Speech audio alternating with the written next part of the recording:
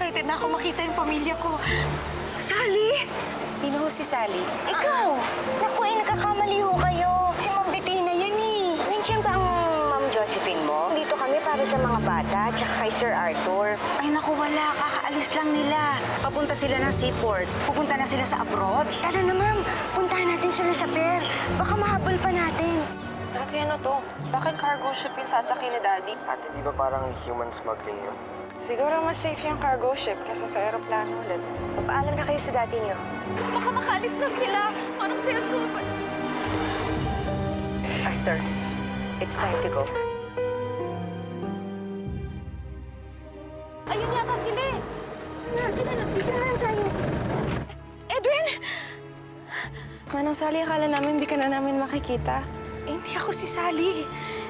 Hindi niyo na ba ako nakikilala? Ako yung mommy niyo. Ako si Bettina. Oh my God. Sabi ko nung nga buhay ko yung mami namin eh. God, mami, buhay ka. Namiss ko kayo. Si Faye, asan si Faye? Asan ang daddy niyo? Sorry, pero hindi mo na siya naabutan. Umalis na sila. Daddy! Bilisan niyo! Bilisan mo! Arthur! Daddy! Sally? Hindi ako si Sally. Arthur, ako yung asawa mo. Kabayan? Sabi ko na nga ba, ikaw talaga si Mommy eh. Hindi ikaw si Manang Sally. Bakit ba kayo Sally ng Sally? Sino ba si Sally? Hindi mo ba naaalala? Pumasok ka sa amin na maid, tapos sabi mo pangalan mo Manang Sally. Wala talaga akong maalala. Ang naalala ko lang, nagising ako, nasa loob ako ng isang balon. Kayo yung unang-una kong naalala. Kayo yung unang-una kong naisip. Lusot ka pa rin. Kasi hindi naman matandaan ni Bettina na naging siya si Sally. At hindi niya maalala na gusto mo siyang patay. Paano ko maalala niya na talagang sinadya kong ilayo sa kanya si Arthur? Kailangan kong ilayo si Arthur sa kanya. Okay na po lahat, ma'am. Anytime, pwede na po tayo umalis. Sige, Vanessa, hawakan mo muna. Maraming salamat. Thank you po. Pwede na tayong umalis. Ano nga ba ginagawa natin dito, Josephine? Pupunta tayo ng ibang bansa. Baka mahuli ka ng mga pulis dito. Hindi rin tayo pwede bumalik sa bahay ko. Matutuntun ka doon ng mga pulis. Di ba tuntun nila ako? Handa na ako magpahuli. Baka yun pa yung makatulong sa kaso ko. Sandali, Arthur. Huwag mo na ako alalahanin, Bettina. Ang mahalaga, kasama ka na namin pamilya ko.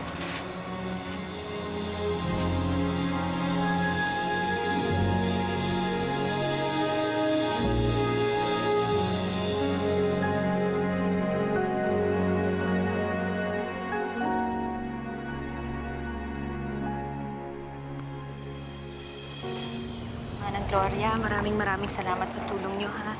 Kung hindi dahil sa inyo, hindi ko mahahanap ang pamilya ko. Ma'am, pagkatapos ng mahabang panahon, nabuo niyo rin ang pamilya niyo. Sige po, mauuna na po kami. Celine, Darling, Edwin, Faye. Gloria, salamat talaga sa tulong ng para sa pamilya ko. Wala po yun. Salamat po. Mauna na po kami. So, Ingat po kayo. Sabi, salamat kay Manong Celso.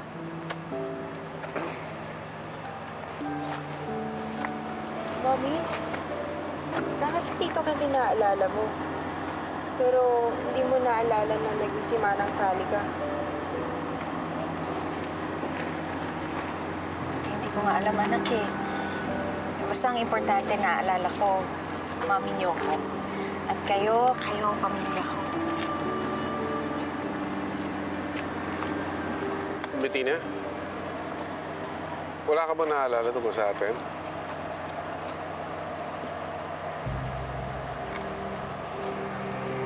Naalala ko yung nakulong ka. Bettina, napanood ko yung nangyari. Okay lang ba kayo? Arthur, yun nga pinutan namin dito eh. Kung mahal mo talaga ako, you will tell me the truth. Totoo lahat ng sasabi nila.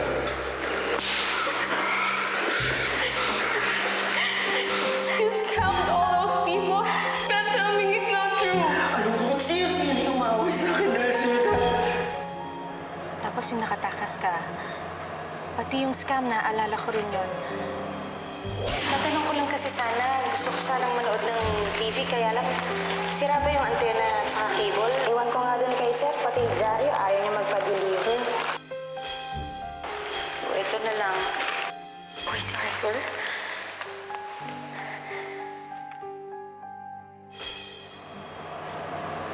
Tsaka yung tinulungan kami ni Quintin. Kaya lang, naging masama siya eh. Laki naman ang bahay mo, Tito Quintin. Yes, kaya nga magiging masaya ako ngayon dahil kahit pa paano magkakaroon ng konting ingay dito sa bahay ko. Naku, Tito! Hindi lang po konti. Maingay po kami! Eh okay lang naman yun. Ang importante sama-sama tayo dito. Huwag kang magmamahal. Naalala ko lahat ng ginawa mo. Naalala ko pinatay mo si Ate May. Naalala ko lahat ng ginawa mo sa akin. At sa kanya. Iwan mo.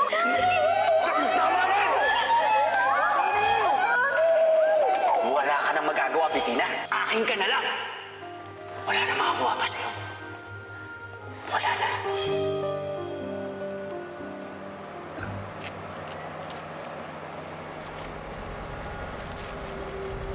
At si Josephine.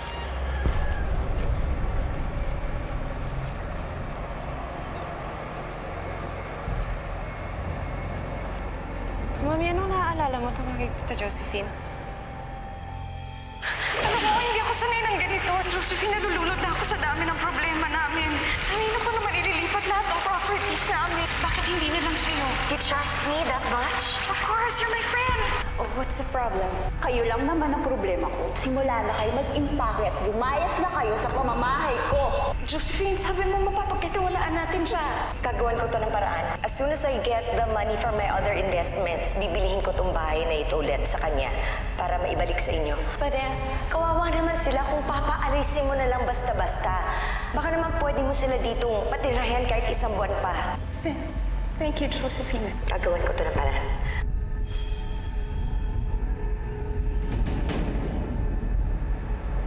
Tinulungan niya tayo. Tinulungan niya tayong lahat.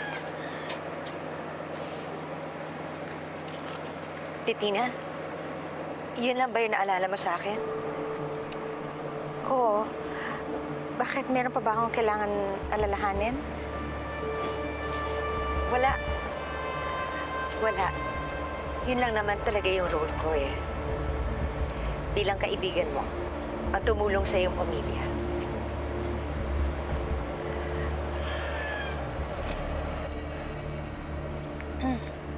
Bettina? Bettina, what's wrong? Bettina? Mami? Bagyo. Sakit na sa kotse. Dali na sa ospital.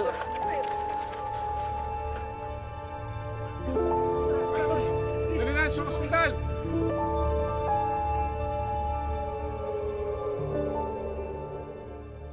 Base sa mga kwento niyo sa akin kanina, sumakit lang talaga siguro ang ulo niya. Nothing serious. But based on my initial assessment, I would say na nagkaroon ng dissociative amnesia si Mrs. Buena. Dissociative? Meaning, nagkaroon siya ng experience in the past na bumaon sa utak niya. At dahil sa sobrang trauma nito, hindi na niya maalala ang lahat. Baka dun sa mga pulis na humuli sa'yo, Mami. Baka dun ka na trauma. Baka naman may ginawa sila sa inyo. Hindi ko na kasi maalala eh. We can't expect you na maalala mo itong lahat. In fact, it is possible that even your memory as Bettina, hindi mo nito maalala. Dok, hindi niya po ba talaga maalala naging manang sali siya? Mahirap sabihin, pero may mga cases na hindi na bumabalik ang memory ng pasyente. Lalo na kung very traumatic ito, mas pinipili nila ng pasyente na ibaon itong lahat sa limot. Pero may mga cases na bumabalik din naman ang memory, lalo na kung may mga bagay, tao, o pangyayari na nagtitrigger nito. Oo. Kung maaalala pa niya na siya si Sally. Patay ka. Mamumuking lahat ng kalokohan na ginawa mo.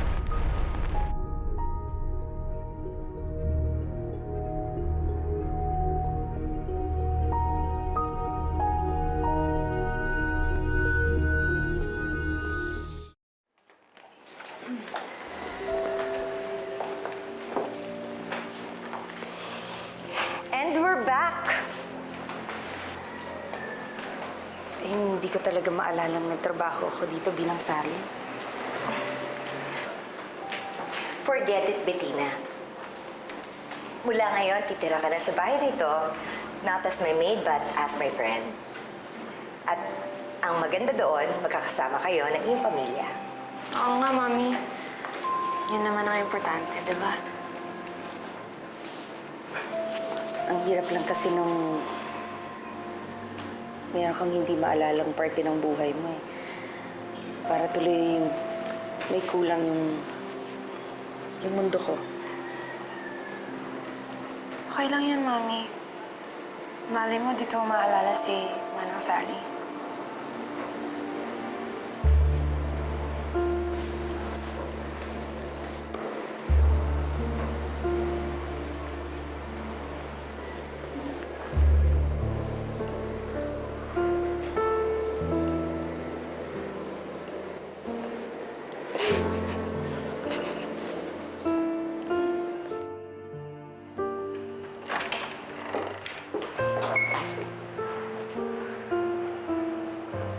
Citadel, iwan mo muna kami.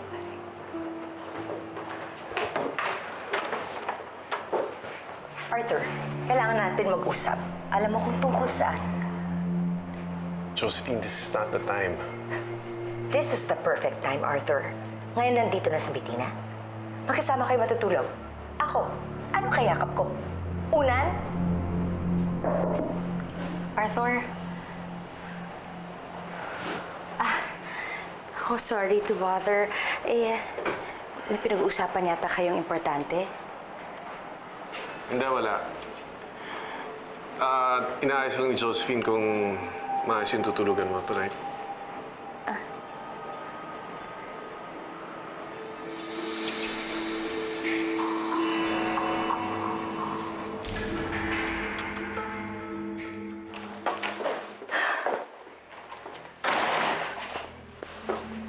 Wisit talaga yung bitinang yan. Ba't kailangan pa kasing bumalik-balik siya eh? Pati amnesia niya ngayon, kailangan ko pang intindihin. Paano pag maalala nga niya si Sally? Oh, lilintikan ako nito kay Arthur. Eh, ikaw naman kasi, Jo. Nagmagandang loob ka pa patirihan dito yung si Bettina sa bahay mo. At anong gusto mo? Gusto mo itaboy ko siya? Eh di sumama sa kanya si Arthur, ayoko nga yun mangyari eh. Eh, paano yan? Reunited na sila, o anong gagawin mo? Ewan ko, hindi ko alam kung anong gagawin ko. Basta ang alam ko lang, kailangan gumawa ako ng paraan para hindi maalala ni Bettina si Sally.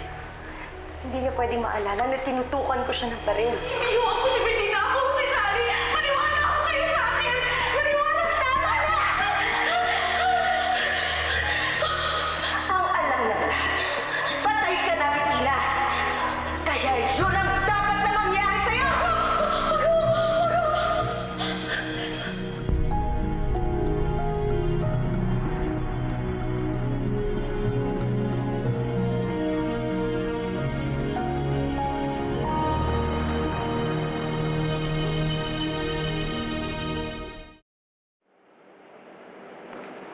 Sana maalala ko kung anong nangyari sa akin bilang Sally.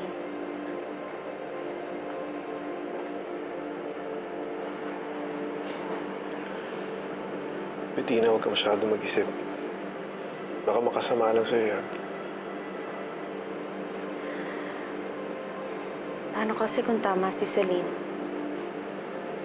Paano kung may ginawa nga masama sa akin yung mga pulis na yun? Paano kung natakasan ko nga lang sila?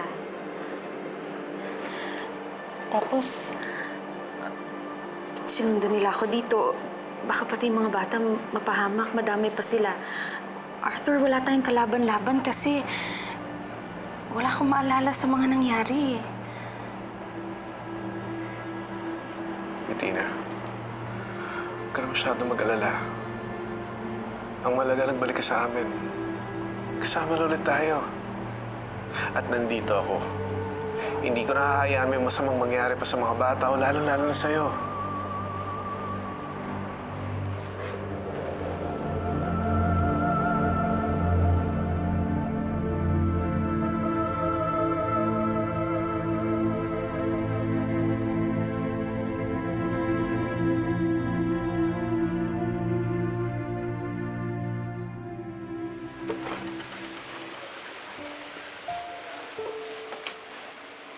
Ma'am, ito po yung kwarto niyo nung si Sally pa po kayo.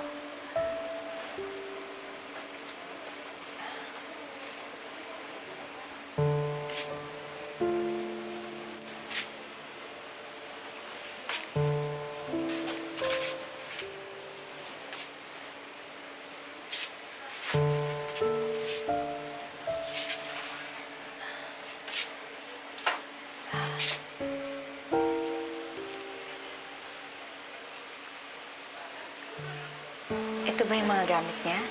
Opo, ma'am. Inayos ko na po. Ma'am, pwede po ba kayong iwan muna sandali? Nagluluto po kasi ako sa kusina eh. Sige, maraming salamat, Manang sige pa. Citadel.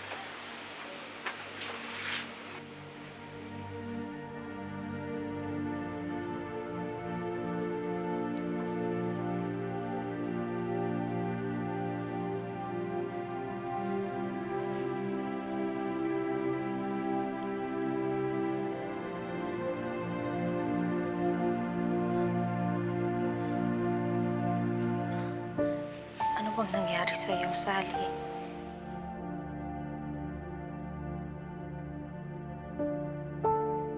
Halika. Sandali. Saan tayo punta? Pupunta tayo sa kwarto ni Sally. Kukunin natin lahat ng gamit niya at gusto ko sunugin mo. Susunugin? At bakit? Ano pa? Para hindi na makita ni Bettina. Para hindi na niya maalala na naging si Sally siya. Tayo na.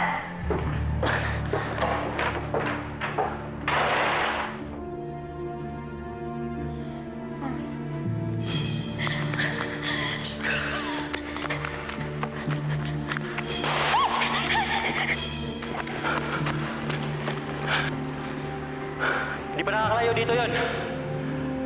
Sabi natin, luga!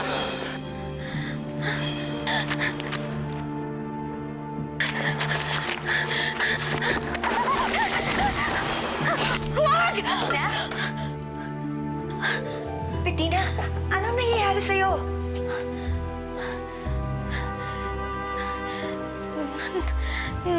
Naginip ako eh. May mga humahabol daw sa akin. Gusto nila akong saktan. May naaalala ka na ba?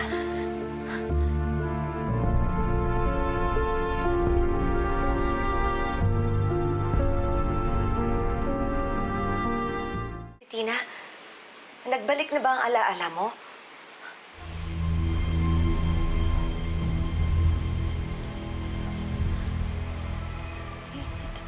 Ewan, hinahabol nila ako eh. Gusto nila akong saktan. Para lang siyang totoo sa akin, pero panaginip lang. Kilala mo ba yung mga taong humahabol sa'yo? Bro, ano nangyari? Wala naman dito eh. Baka hayop lang yung narinig mo. Oh, pwede natin dito. Baka din sa mga bahay. Humingi ng tulong, tara. Tara!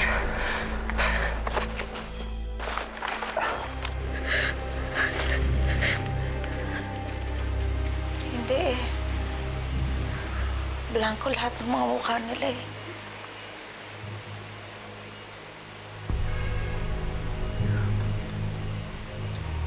Ano ba naman kasi yung ginagawa mo dito sa kwarto ng mga muchacha, Bettina?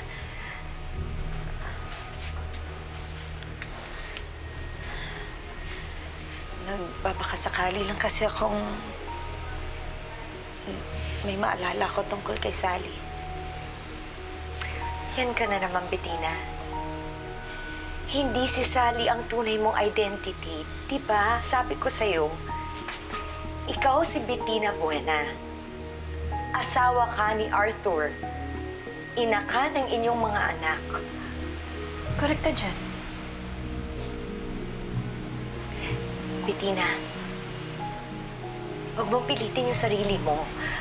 Maalala yung mga bagay na hindi mo naman talaga alam. Ang isipin mo na lang. Andito ka na ngayon, kasama mo na yung iyong pamilya. Natupad na ang matagal mong pinapangarap.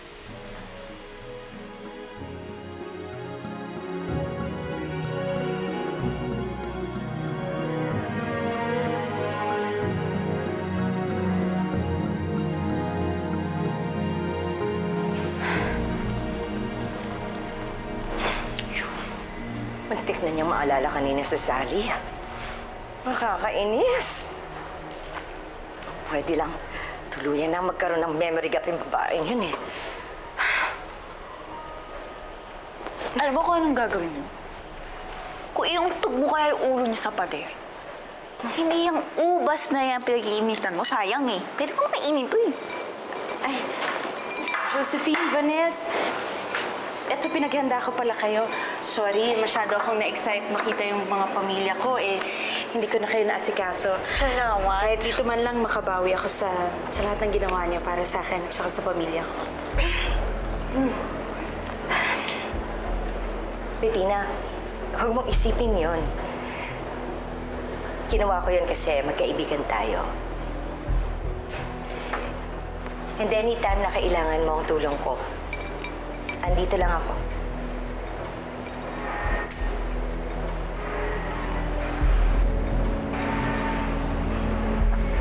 Mukhang masarap yung juice. Ay, ito ah. Sarap. Salamat.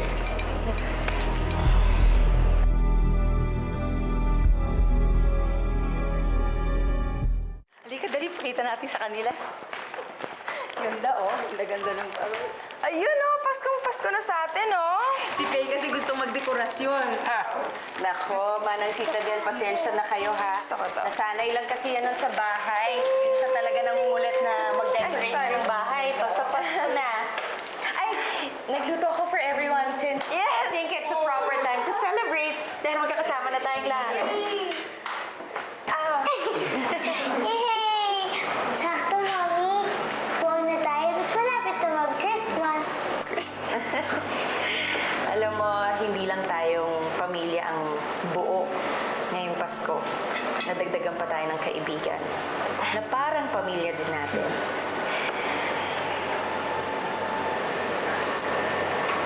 Ikaw yon, Josephine. I just want to thank you for encouraging me. You're right. Dapat sa puso at sa isip ko, pamilya ko na ang nandun. Wala na si Sally. Ang mahalaga ngayon, naalala ko na ako si Bettina. Isang ina, isang asawa. Doon pa lang, buo na ang pagkatao ko.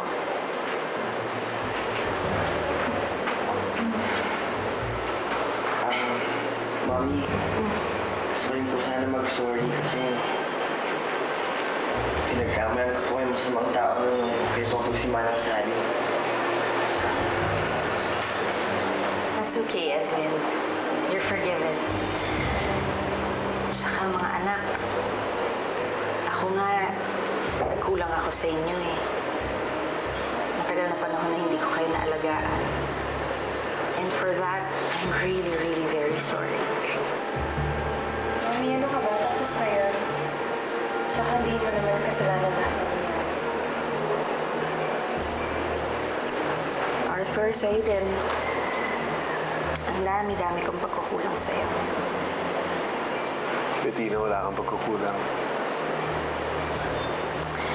Huwag kayo mag-alala. Babawi ako sa inyong lahat. I'll make up for lost time. Pinapangako ko, hindi na ako papayag na magkahiwalay pa tayong lahat. And Josephine, maraming salamat sa pagtulong sa pamilya ko. Sa pagkupkos sa mga anak ko. Sa pag-alaga sa akin.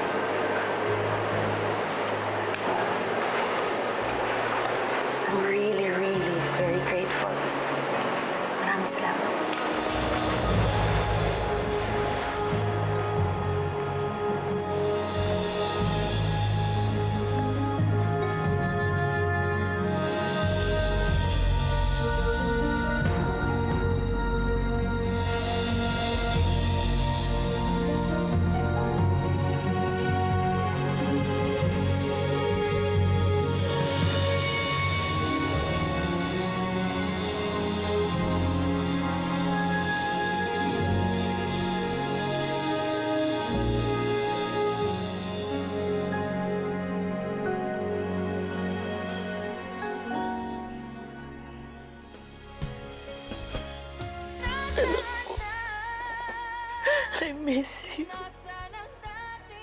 Mama?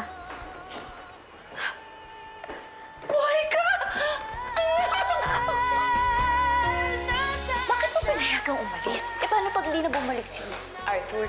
Bakit naman hindi babalik dito si Arthur? Nani ni Bettina ang pupuntahan nila. At sa tingin mo ba, pakakawalan pa niya si Bettina? Lalo na pag nalaman yung buhay yun. Hindi na niya pakakawalan si Bettina. Pero si Arthur, itataboy niya. Paano kung hindi pumayag si Bettina? Hindi ako iiwan ni Arthur. Not now or ever. At hindi ako papayag na mawala sa akin si Arthur. Papasok na kayo sa susunod na enrollment, ha? Ako ang bahala sa gastos. Nakakaya naman. Dito na nga kami titira. Pag-aaralan niyo pa yung anak ko. Ikaw naman, that's the least I can do. Siya nga pala, gusto ko rin sanang maibalik ang dati mong mukha. Oo nga po, Mami. Para maganda ka na. Para di ka na pagpapalag ni Daddy. Sandali lang. And where did you get that? Kahit ganito ang itsura ng mommy, alam ko, hindi ako pagpapalit ng daddy mo. Diba, na? Oo naman. Arthur, ha? Mami, may kailangan ako sabihin sa'yo. You know you can tell me anything. Tungkol kay Daddy tsaka kay Tita Josephine. Oh, anak, bakit? What about them?